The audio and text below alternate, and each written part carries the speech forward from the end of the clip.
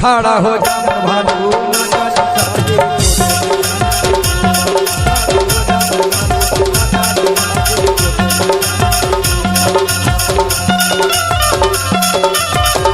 Director Dharmendra Singh Marco.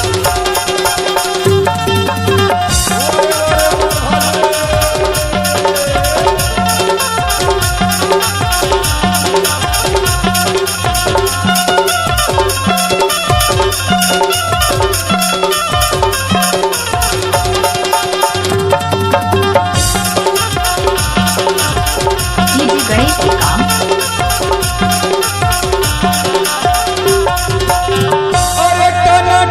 खड़ा हो जा मोरे भाले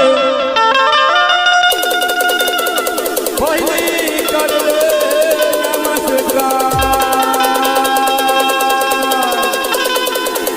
तोला देखे बर छोटे किसान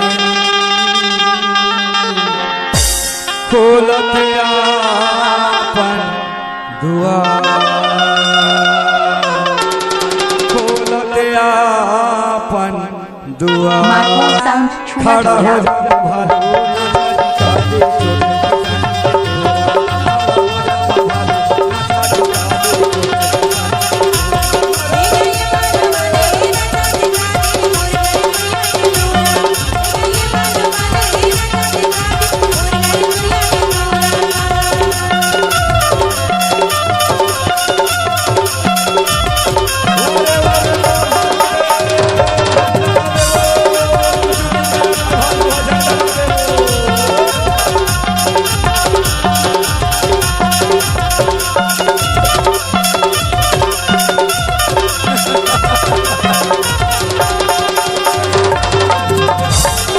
डीजे सतीश बाबू।